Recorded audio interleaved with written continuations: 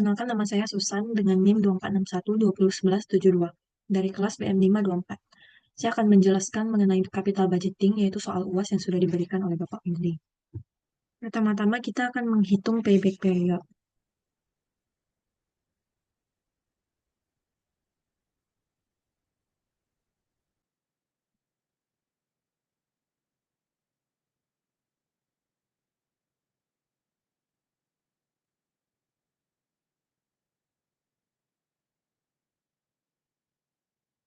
Pertama-tama akan menjumlahkan modal proyek yang dikurangi dengan pembayaran tahun pertama.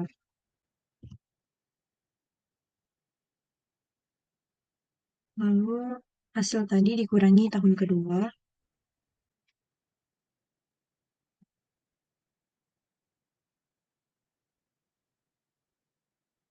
Selanjutnya dikurangi tahun ketiga.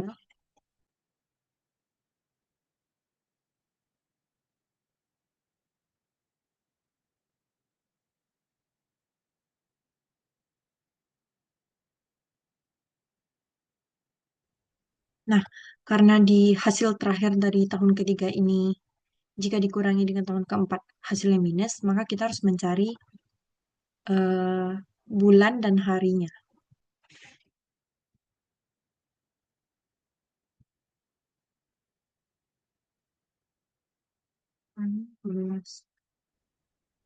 Saya 1,5. Lalu kita akan mencari harinya, dikurang 1,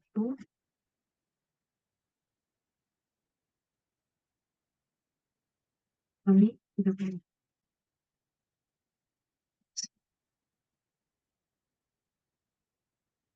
Berarti di sini payback-nya 3 tahun, 3 tahun, 1 bulan, dan 15 hari.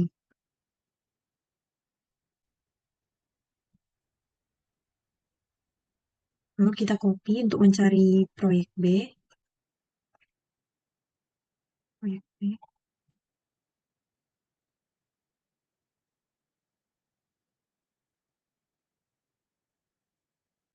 kurangi nilainya dari tahun pertama, lalu tahun kedua, dan ketiga. Nah, karena di sini nilainya sudah minus, jadi kita hapus saja.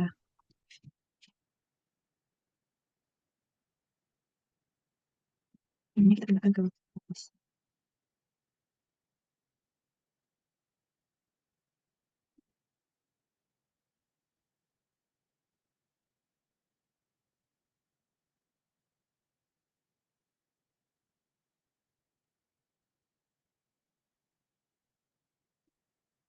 Di sini hasilnya 5 bulan, 12 hari. Jadi 3 tahun,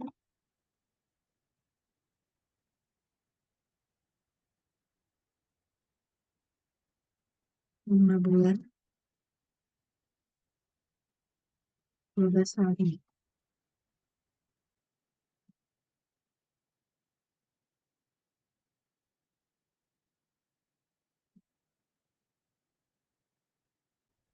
Jadi kesimpulannya adalah, jika dilihat dari durasi waktunya, maka proyek yang layak untuk diinvestasikan berdasarkan payback period adalah proyek B, karena durasi return untuk proyeknya 2 tahun, 5 bulan, dan 12 hari. Sedangkan proyek yang lebih lama, yaitu 3 tahun, 1 bulan, dan 15 hari. Lalu selanjutnya, kita akan mengerjakan discounted payback period. Kita copy dulu.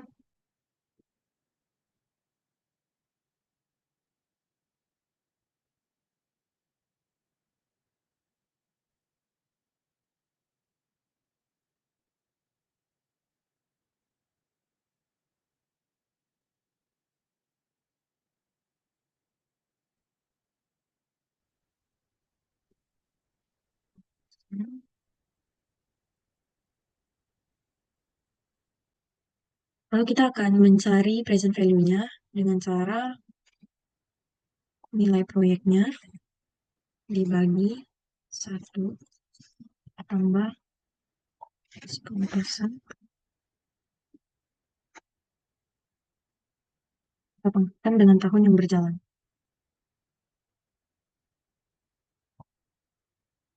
Tapi hasilnya yang proyek B juga sama,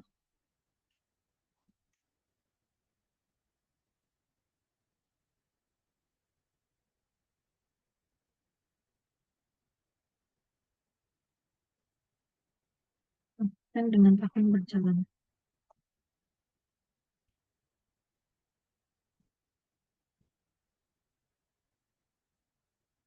Selanjutnya kita akan mencari discounted payback period.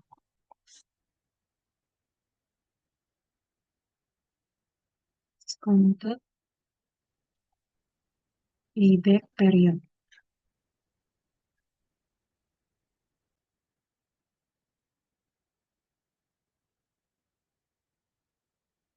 Kita copy saja.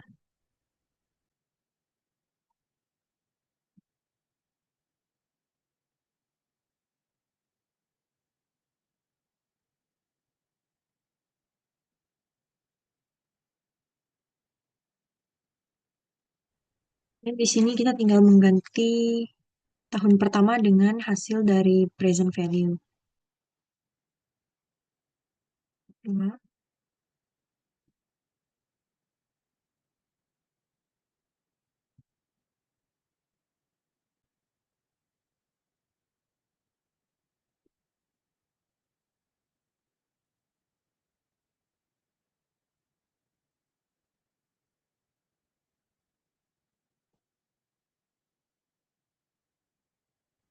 tapi di sini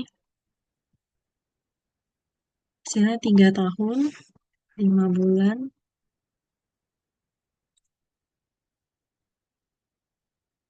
40 hari.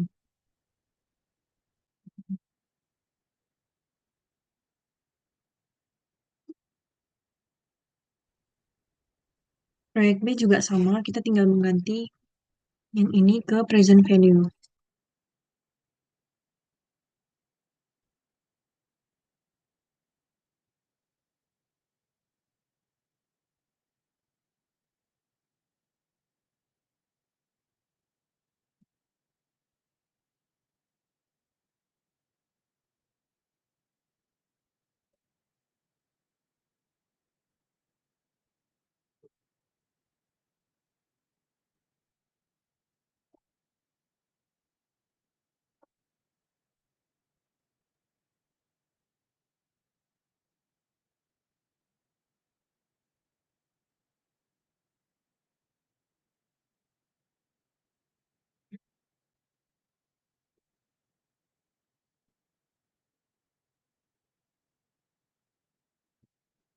Berarti untuk proyek B itu hasilnya 3 tahun,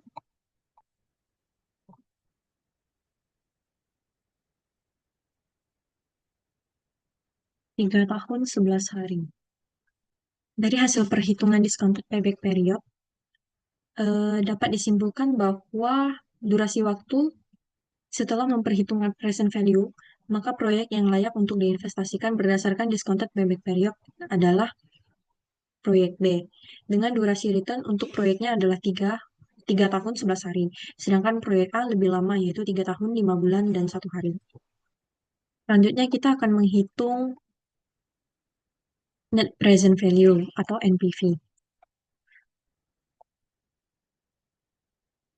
Kita bisa langsung menjumlahkan total dari present value.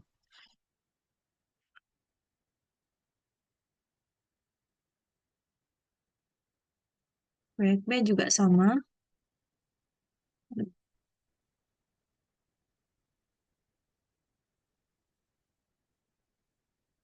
Atau jika ingin menggunakan rumus NPV, kita bisa menggunakan rumus ini. NPV, buka kurung, rate-nya 10%, lalu ditambah ini.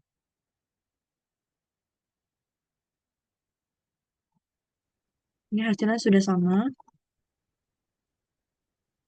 Di proyek B juga sama, kita bisa menggunakan rumus ini. NPV, rate-nya 10%,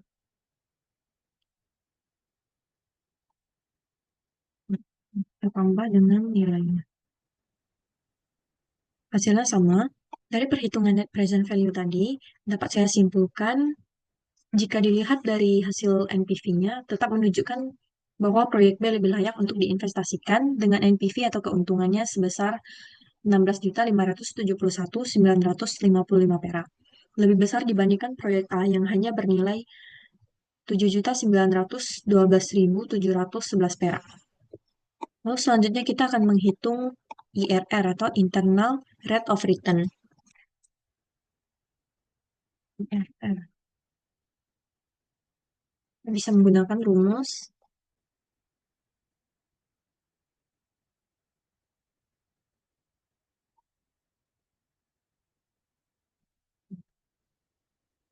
dapat hasilnya 23%, sedangkan proyek B 31%.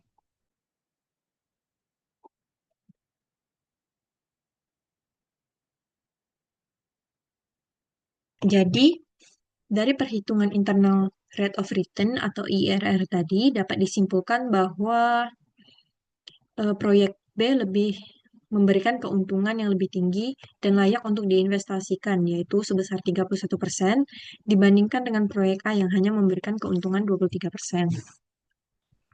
Saya akan memberikan summary dan kesimpulan. Jadi setelah menganalisis dengan beberapa metode yaitu payback period, discounted payback period, net present value, dan internal rate of return, saya menyimpulkan bahwa proyek B lebih bagus untuk dijalankan dibandingkan proyek A. Proyek B mengembalikan modal lebih cepat, menghasilkan keuntungan yang lebih besar, dan memberikan persentase keuntungan yang lebih tinggi.